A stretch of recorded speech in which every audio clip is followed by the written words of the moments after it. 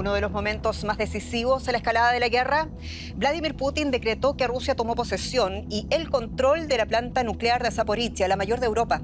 Y Zaporizhia es una de las 4 regiones anexionadas por Putin a Rusia tras unas pseudo consultas populares que también incluyen a Donetsk, Luhansk y Gerson. Lugares donde, sin embargo, hoy el ejército ruso pierde posiciones. La acción de Putin solo logró consolidar el rechazo de Occidente, desde la ONU, pasando por la OTAN, la Unión Europea y Estados Unidos, pero también figuras como la del Papa Francisco, quienes advirtieron la grave violación al derecho internacional. Y por eso en esta edición de A Fondo nos preguntamos, ¿pseudo referendos de Putin, peligro de una guerra total?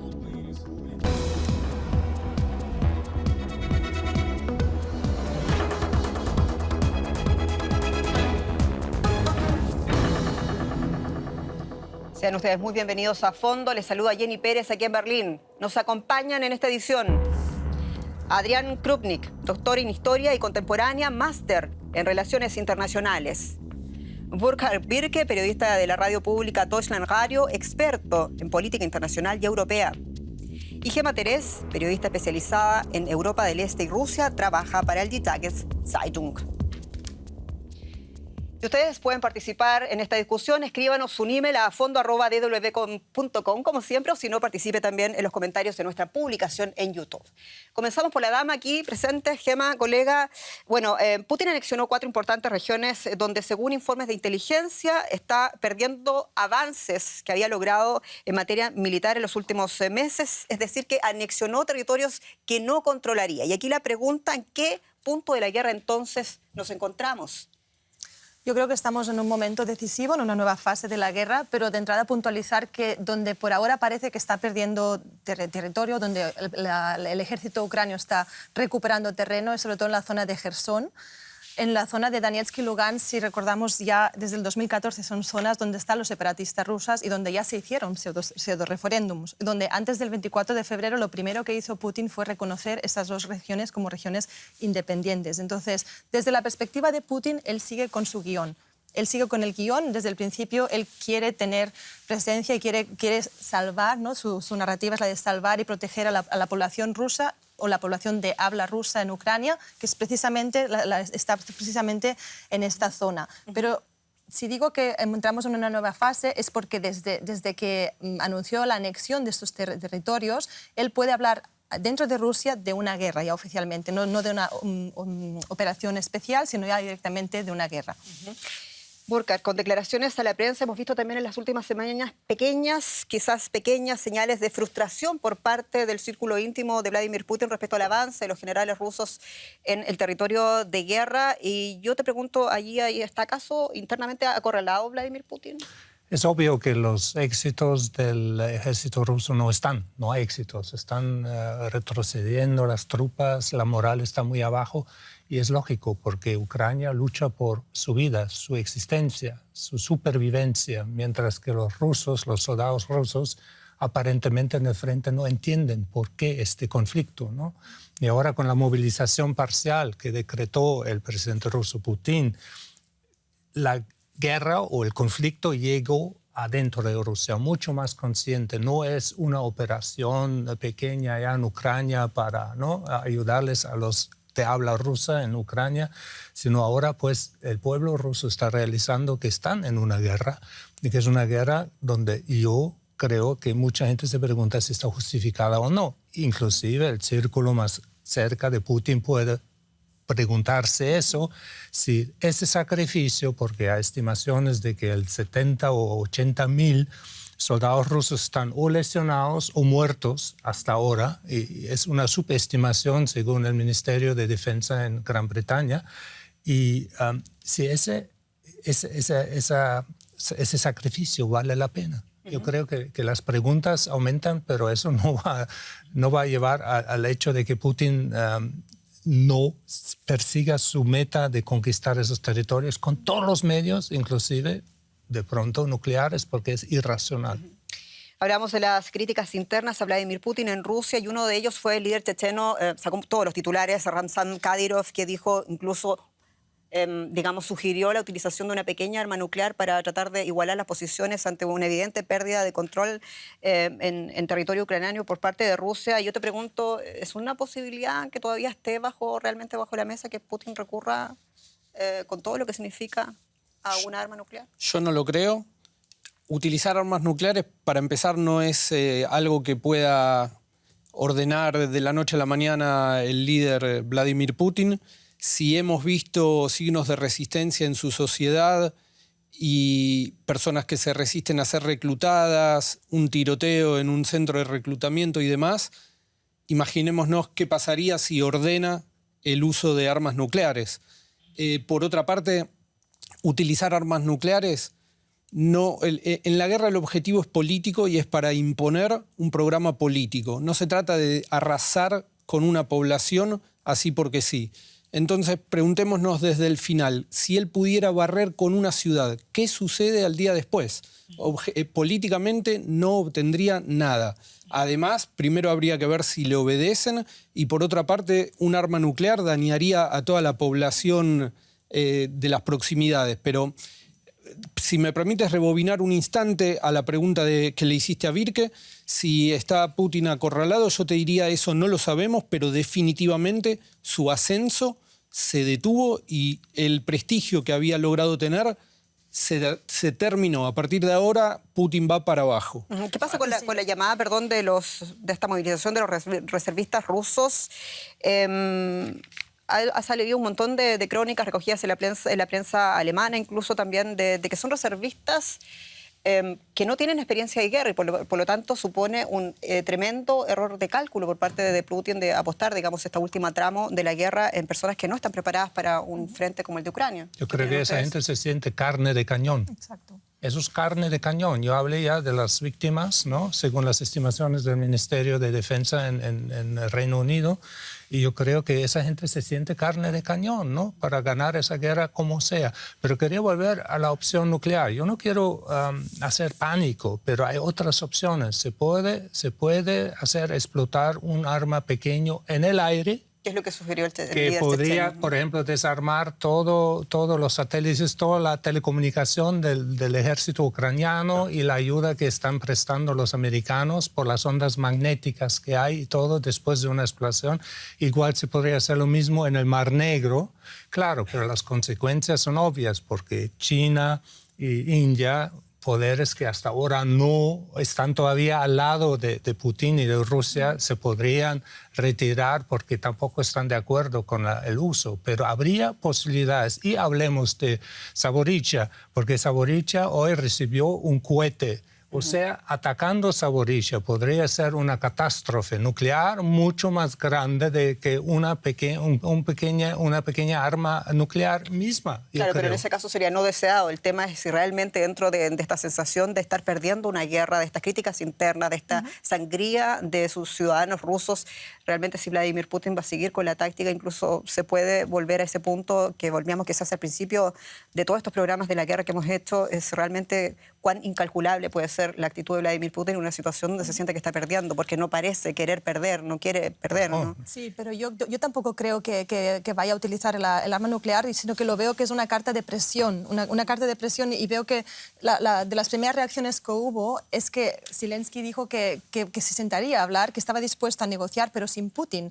Y esto es algo que dijo, creo, fue el viernes pasado y fue una novedad.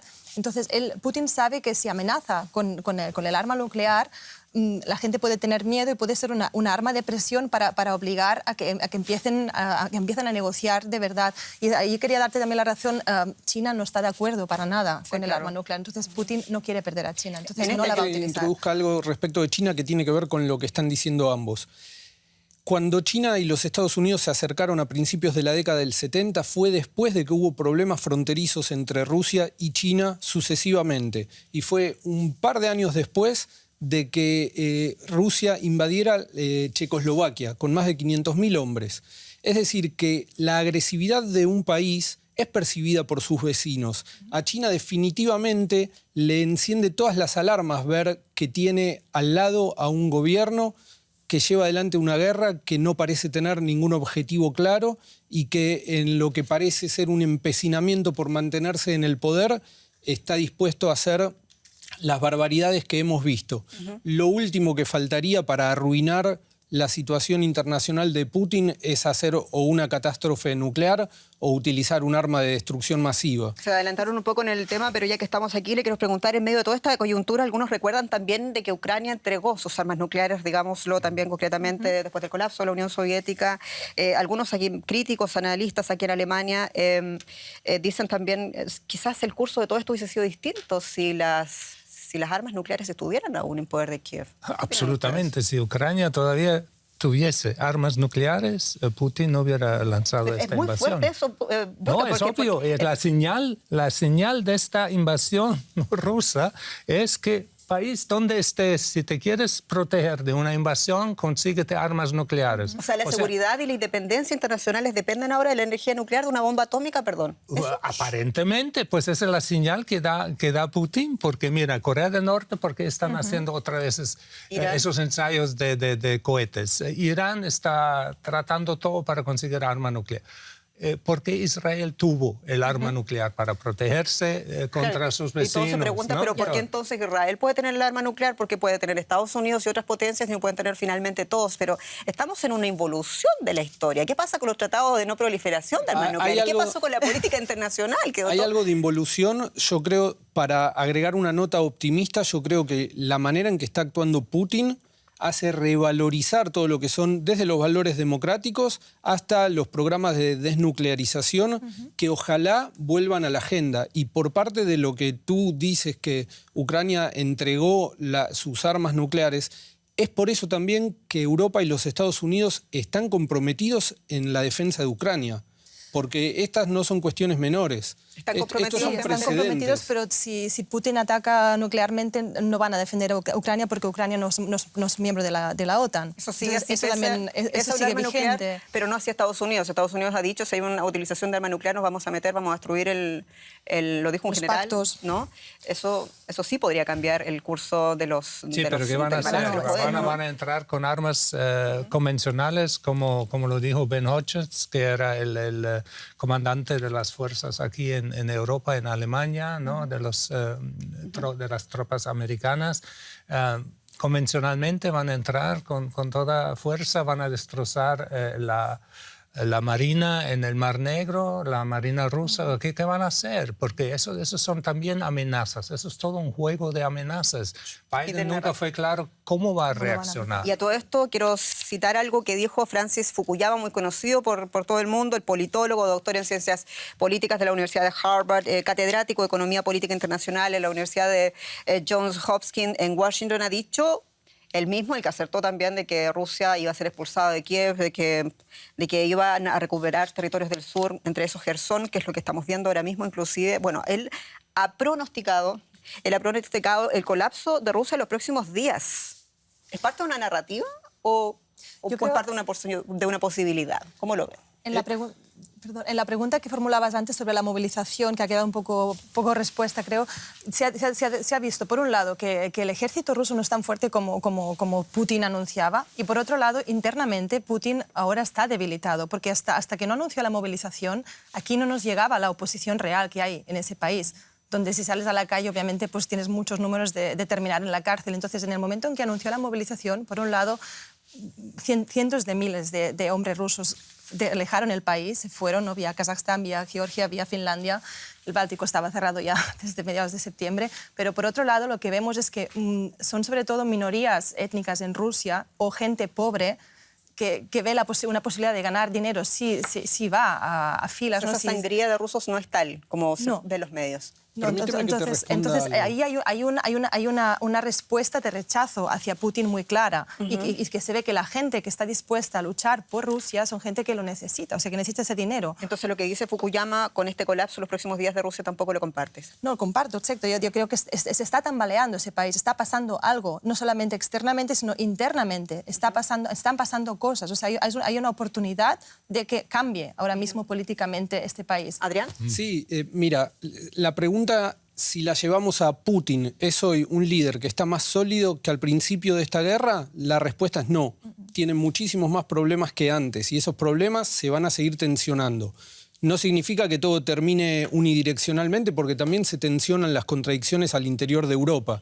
Pero si vemos los antecedentes históricos de Rusia y los ponemos en línea con la oposición que el reclutamiento masivo ya empieza a mostrar, vemos que en la guerra ruso-japonesa de 1904-1905 se perdió por inferioridad en tecnología y fue una guerra en la que se empieza a utilizar la comunicación inalámbrica desde los barcos, el telégrafo y también los teléfonos en tierra. Los japoneses sabían por dónde venían los rusos mucho tiempo antes de que llegaran. Eso es un desastre, queda desprestigiado el ejército del zar y el zar se ve obligado a hacer reformas. Y tiene una segunda vuelta a eso y por eso las reformas y los cambios que están sucediendo pueden llevar tiempo, pero van a suceder. Pero eso tiene una segunda vuelta en la Segunda Guerra Mundial, cuando los pobres chicos rusos iban siquiera sin un fusil. Iban detrás de alguien que tenía un fusil para tomarlo después de que mataran al chico que iba adelante. Eso está sucediendo hoy cuando los chicos se niegan a ser reclutados. Pero más allá de lo que decían ustedes, que salga Putin, si está acorralado Putin y está muy debilitado, está acorralado o no, más allá de Putin, ¿realmente creen que una decisión o, digamos, incluso el cambio de balance de poderes dentro de Rusia depende realmente de la figura de Vladimir Putin? Porque si vemos las autocracias del resto del mundo, en realidad cuando muere uno hay un régimen que está detrás. ¿Realmente no es naif pensar que sin Putin esto puede ser mejor o realmente esto podría ser mucho peor, ¿o no? Primero, no lo veo tan débil como ustedes, lo tengo que decir, porque él, como ex KGB, con los servicios secretos, él controla el país, él todavía tiene toda la maquinaria de represión, todos sus adversarios, todas las fuerzas democráticas las puso en cárcel, en campo de concentración o de trabajo. Y entonces, yo no veo la fuerza, ¿no? O sea, solamente si los mismos militares, Shoigu,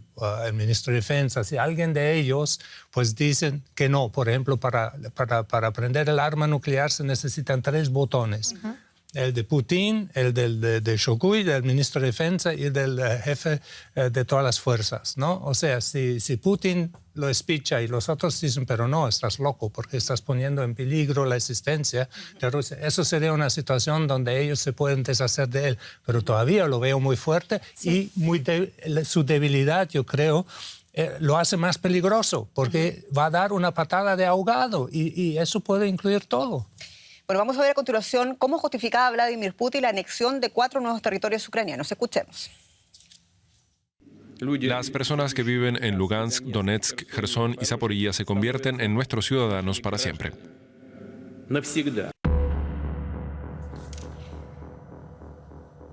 Y en medio de todo esto, el presidente Zelensky llamaba a los rusos a desertar. Tiene doble lectura eso, ¿no, Gemma? Sí, claro, obviamente Zelensky lo que quiere son menos soldados rusos en el frente, pero también desde un punto de vista pacifista o antimilitarista es como irónico, ¿no?, que diga eso, porque de hecho los hombres ucranianos tienen prohibido dejar el país desde que empezó la guerra, ¿no?, el 24 de febrero. Entonces, ser desertor en Ucrania no es fácil tampoco. Entonces, no sé, cuando escuché estas declaraciones me sugirió una sonrisa. Lo que quería añadir al tema de cómo de débil está Putin para... Tenemos que seguir avanzando porque realmente tengo el tiempo muy acotado. Pasó algo con las anexiones. Estamos en el tema de las anexiones y pasó algo. Incluso aquellos actores internacionales que hasta ahora trataban de mantenerse neutral respecto al tema de Vladimir Putin terminaron realmente condenando en forma unánime lo que hemos visto tras esos pseudo referendos, como lo hemos llamado, como Deutsche Welle. Se está poniendo cada vez más incómoda la situación, pero también incluso para China. Tú mencionabas China más temprano. Lo concreto es que China también dijo esto no está bien. Lo dijo en el Consejo de Naciones Unidas. Para China esto empieza a ser un problema creciente. China no solamente le compra energía a Rusia, también le compra cereales a Ucrania. China necesita la integración comercial, es la fuente del crecimiento chino y sobre todo necesita paz en la región.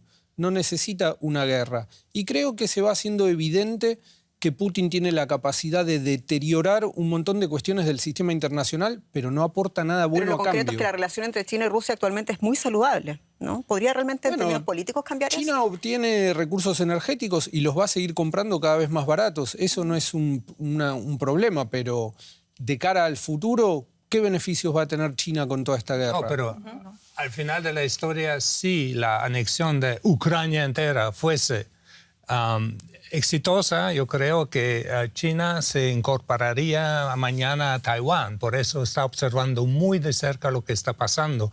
Pero como le va mal a Putin, China tiene mucho cuidado en lo que hace, sobre todo si hubiese las sanciones que hay en contra de Rusia, contra de la China. China tiene que perder, pero nosotros también perderemos. Pero hay muchas cantidades. diferencias. El vecindario de China está lleno de problemas. Hablar de Taiwán implica... todos los países regionales ahí están súper armados, todos tienen rivalidades históricas con China. Ninguno por sí solo le puede generar un problema, pero todos juntos... Pero son todos dependientes de China, ¿no? En lo comercial, pero eso sucedió siempre y hubo guerras igual. Inglaterra y Alemania eran los primeros socios comerciales antes de sus guerras. Sí, pero una cosa es meterse con Rusia y otra cosa también incluso para Europa es meterse con China. No, lo único que quiero decir es que no es tan lineal que si a Rusia le va bien, entonces todos los demás que tienen un conflicto similar enseguida actúan. Las cosas no son tan simples, lo que sí... Cuanto más caos haya en el sistema, peor para todos. Peor para todos. Pero hay una diferencia grande, porque Taiwán es reclamado por la China, la República del Pueblo de China, desde el inicio. O sea, lo consideran territorio integral. Son casos completamente distintos. Sí, no, solamente también a nivel energético. Hoy, por ejemplo, leía que Rusia vuelve a proveer de gas a Italia a través de Austria. Y es un poco también esta doble moral que estamos viendo ahora en la Unión Europea, ¿no? Que en principio, por un lado, queremos ser independientes de Rusia, pero el gobierno alemán, por ejemplo, desde principios de los 80, que optó por esta dependencia con Rusia, una política contraria a la que propagaban los Estados Unidos. Y ahora estamos viendo que en Europa están habiendo cambios en gobiernos políticos, en Italia muy de extrema derecha, más en principio cercanos a Rusia. ¿Y cuál es el resultado? Que estamos en medio de la guerra, estamos hablando del 8º paquete de sanciones desde la Unión Europea contra Rusia, pero Italia vuelve a recibir una Europa que tiene distintas velocidades, pero también por los cambios políticos que estamos viendo concretamente en Italia, en Suecia y lo que va a pasar probablemente a futuro también en otros países. Bueno, van a cambiar también la actitud respecto a países como Rusia. Y en ese sentido quiero traer a la mesa el tema de los supuestos sabotajes. Digo supuestos porque todavía está en investigación, supuestos sabotajes a los gasoductos de Nord Stream 1 y 2. Se ha dicho de mucho, pero lo concreto es que de la Comisión Europea se ha propuesto ahora una especie de estrategia europea para garantizar, digamos, la seguridad de la infraestructura crítica energética para Europa.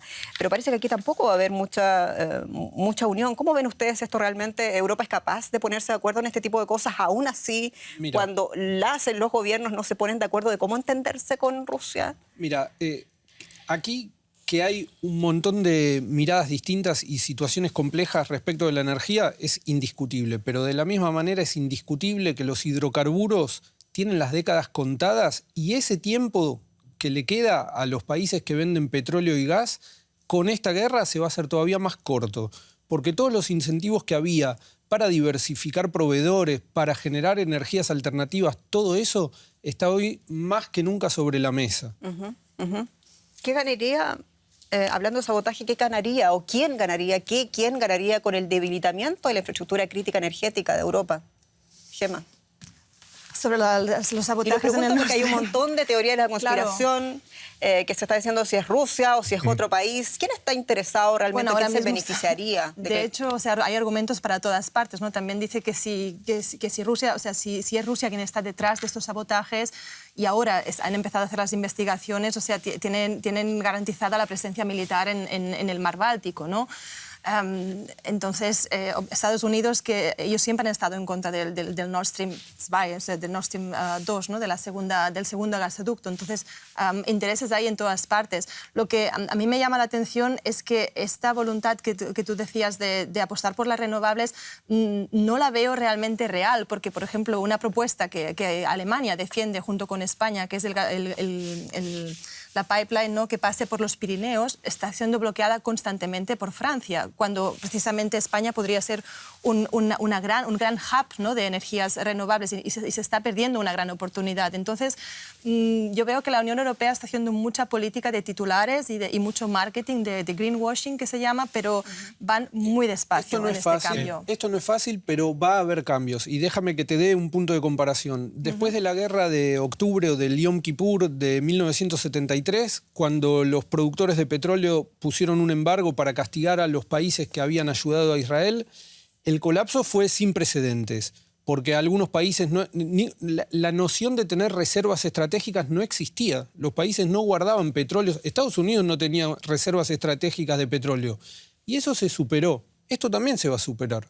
Esto también se va a superar y el mundo está mejor preparado. Sí, pero yo quiero volver al tema de la protección de la infraestructura. Yo creo que es casi imposible. Primero, hay desunión en la Unión Europea en muchas cuestiones y entonces Putin también quiere dividir más la Unión Europea, eso es obvio, pero para proteger la infraestructura, ¿cómo vas a hacer? Son miles de kilómetros de gasoducto, son miles de kilómetros de cables subterráneos por el Atlántico que son cruciales para la comunicación. Satélites, hablemos de todo. Teóricamente, Putin, si quisiera destrozar más infraestructura, lo podría hacer. O sea, entraríamos en otra etapa de la guerra. Es casi imposible. Déjame agregar un detalle. ¿Qué dice realmente? Por favor, Adrián, a tu punto, breve. Sí, muy breve. Cuando hablamos de quién podría sabotear, tampoco creamos que los estados son monolíticos. Dentro de Rusia hay enormes intereses distintos y alguien podría pensar que si el sabotaje vino del lado de Rusia, no necesariamente es que todo el Estado ruso está alineado, sino que hay distintos grupos de interés. Y el daño de esta infraestructura crea una situación de hecho que ya ningún líder lo puede No, pero modificar. hay un argumento muy económico que es, hay contratos a largo plazo y si Rusia no cumple el contrato. Entonces eso también, es claro. Bueno, ¿no? pero también hay otro. Estados Unidos estuvo muy interesado en que esas pipelines tampoco se estuvieran. Podríamos alimentar todas las teorías de conspiración, pero no lo deberíamos hacer mientras que haya pruebas. Claro, es el tema, no nos hacemos oídos de teorías de la conspiración hasta que tengamos un poco más de noción, que dice las investigaciones, qué dice de todo esto el presidente de Ucrania. Vamos a escuchar las palabras de Zelensky. Rusia ha montado una farsa en Donbass. Una farsa absoluta que quería presentar como un supuesto referéndum. Han hecho una puesta en escena. Han llevado ametralladoras alrededor de las casas. Han llevado trozos de papel. Los propagandistas han filmado todo en la parte de Donbass que controlaban. Y ahora allí hay una bandera ucraniana. Durante esta semana hubo más banderas ucranianas en Donbass. Habrá aún más dentro de una semana.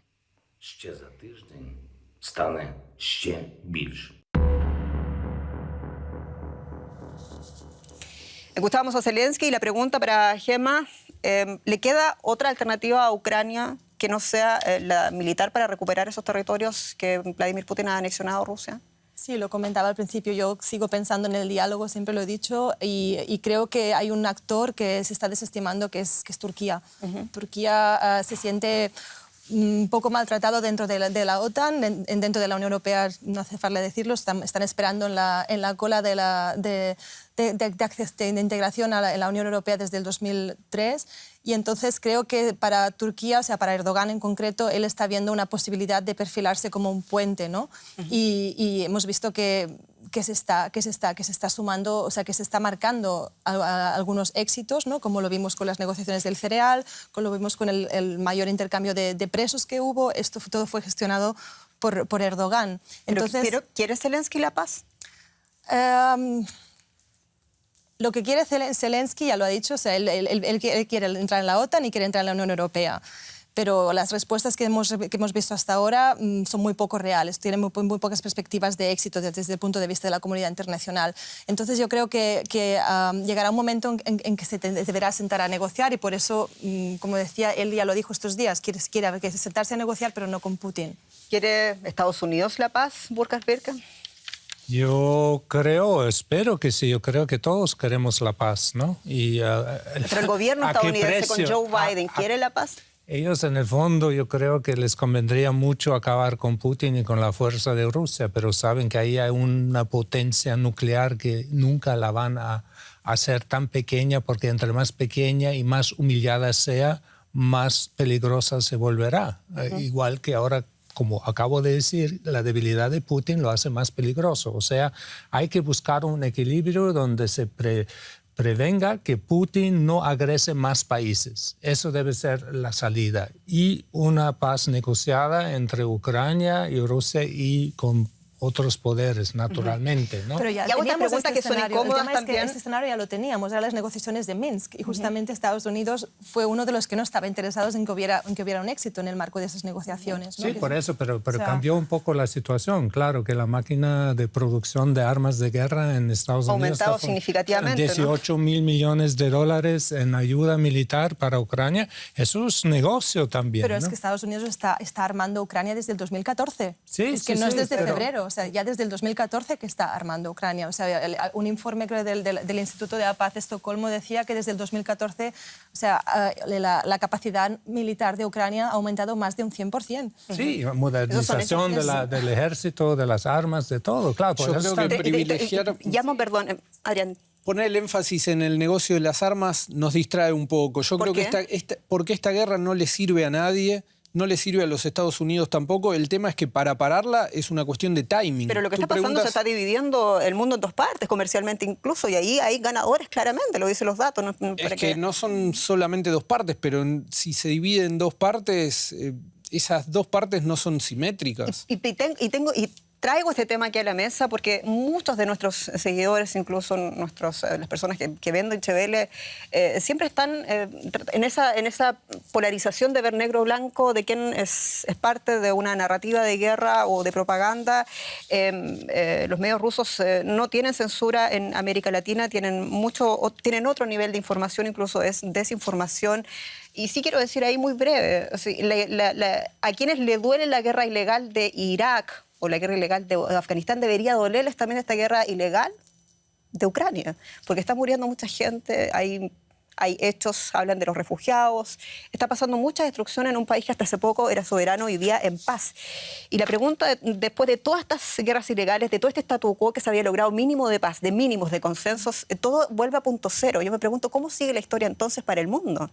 Porque finalmente el precio de las guerras las pagan los ciudadanos. Y digo en todos los sentidos. Y la aceptancia de la ayuda para Ucrania en Europa, cuando hay mucho sacrificio en invierno, cuando no hay energía suficiente, cuando los precios del petróleo exploten nuevamente, va a haber mucha manifestación. La inflación ya explotó, ya está en 2 dígitos en Europa, lo que no hemos visto en 40, 50 años. O sea, yo creo que llegamos también a un punto donde los políticos europeos tienen un interés de acabar con ese conflicto entre antes posible, porque si no va a haber una protesta muy fuerte en todos los pueblos, porque la gente está padeciendo. ¿Por qué Alemania está sacando 200.000 millones de euros en paquete de recompensa del alza de precio de la energía? Está siendo fuertemente criticado en otros países europeos. Porque no es solidario con la Unión Europea. Exacto. Eso me está hablando Carl Kulas, nuestro productor. Efectivamente, el ánimo del principio de la guerra en Europa ha cambiado en los últimos meses. Realmente la gente no quiere seguir pasando esta inestabilidad e incertidumbre y está obligando a sus políticos. Es decir, hay un interés genuino, incluso a nivel pragmático político, porque esta guerra por parte de Europa, ¿no? En Europa, quiero decir, porque esta guerra que ha hecho Rusia en Ucrania termine. O sea, eso es lo que vamos a ver. Hay un interés muy grande, pero estamos luchando, Ucrania también está luchando por nuestra libertad, porque si Putin logra conquistar Ucrania, va a conquistar Moldavia, de pronto se acerca a los países bálticos, el peligro está ahí, aunque no crea porque son miembros de la OTAN, pero el peligro está ahí y esa locura de querer reestablecer el antiguo reino de la Unión Soviética, porque eso es su sueño, ¿no? Rusia fuerte y todo eso, es una locura y eso tiene que parar, pero hay que hacer una paz, una negociación. Discrepo, yo creo que Putin, su objetivo desde el principio, como ya dije antes, era quedarse con las zonas del sur y el este de Ucrania. ¿Por qué atacó Kiev? ¿Perdón? ¿Por qué atacó a la capital? Ahí es donde realmente me dejó despistada, realmente ahí no me cuadraba, pero ahora estamos viendo con los referéndums, con las anexiones, estamos viendo cuál era su objetivo desde el principio. Pero para dar un poco de optimismo, o sea, ayer anunciaba la Organización Anticorrupción de Navalny, del opositor de Putin, que está en prisión en Rusia, que se están reactivando, que quieren empezar a abrir oficinas underground, ¿no?, en Rusia para empezar a organizarse más de forma más seria. Navalny ha sido durante mucho tiempo, ha recibido el soporte de Alemania, desde Alemania durante mucho tiempo. No solo Navalny, sino todos los opositores. Todos los opositores. ¿No? Entonces, quizá ahora hay una oportunidad de desde aquí apoyar a esta oposición rusa que está en el exterior para intentar cambiar lo que está pasando. Pero eso está pasando. O sea, Alemania quiere realmente apoyar a los ciudadanos rusos, pero sin embargo estamos viendo que no están entrando muchos ciudadanos rusos, que no la tienen fácil para entrar ni al espacio europeo ni a Alemania. Porque también... las fronteras de la Unión Europea están cerradas con Rusia, no hay ahora mismo un acceso. O sea, Finlandia fue el último que cerró, no hay vuelos directos con Rusia. Si quieres ir a Rusia tienes que ir a través de Dubái, a través de Estambul, no hay. Entonces, que los políticos alemanes digan que quieren ayudar a los desertores rusos, si gastamos con lo mismo, es una política de marketing, pero no es posible ahora mismo hacerlo. Adrián, ¿quieres decir algo en este punto? Sí, un par de cosas. Cuando un régimen como el de una autocracia cae, eso sucede sin aviso. Están pasando un montón de cosas.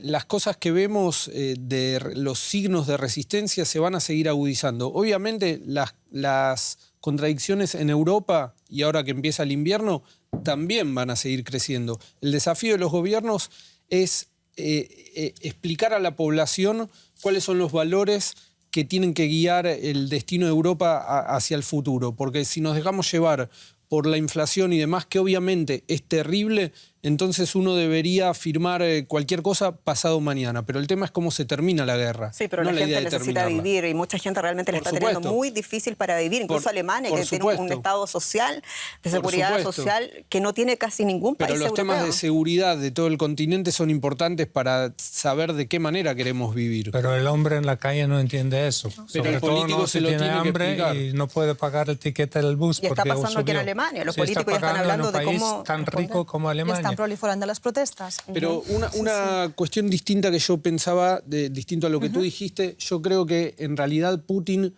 fue haciendo distintas cosas a medida que lo anterior salía mal.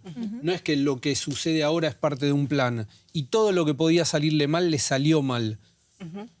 Me quedan 5 minutos, o nos quedan 5 minutos de programa y queremos... De nuevo hacer una recapitulación. Putin decidía repetir su hazaña, como él la presenta, de Crimea del año 2014. Anexionaba a Rusia otras 4 regiones ucranianas con el este en el este del país, es decir, Donetsk, Luhansk, Kherson y Zaporizhia. Y como ha sido la tónica desde el inicio de la guerra, Rusia lo hizo en forma ilegal y lo hizo también en forma unilateral. Estas son las imágenes que Rusia presentó al mundo la semana pasada. Ciudadanos votando que aparentemente viven en democracia y dicen lo que Putin quiere oír. Esto significa mucho para nosotros porque somos rusos por naturaleza y ahora espero que nos convirtamos en rusos de verdad. Pertenecemos a Rusia. Rusia nos pertenece. Quienes no podían o no querían ir a los centros de votación recibían la visita de los funcionarios electorales en su propia casa.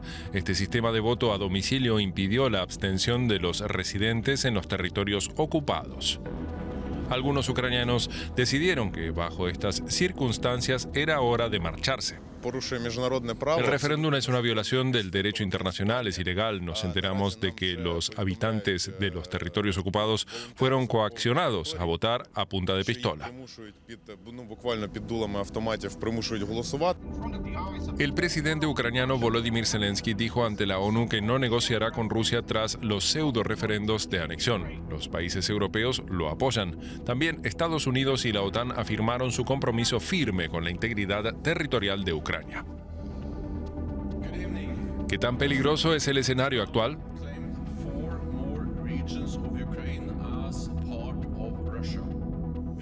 Y para el visionario Elon Musk es una situación bastante grave, peligrosa, y por eso él hizo su propio plan de paz para que termine la guerra. Sin dar más detalles, Birke, ¿qué opinas? Sí, lo que publicó en Twitter que va a comprar finalmente ahora, ¿no? Entonces él publicó que se deberían celebrar referéndums, pero de verdad, con control internacional y con libertad, no con el arma apuntada a la gente, en esas zonas y en Crimea, para determinar el futuro de esas regiones y para abrir una vía donde Putin podría salir con la cara elevada, o sea, sin ser humillado, y igual Zelensky. ¿Te parece plausible? Me parece... yo creo que sí.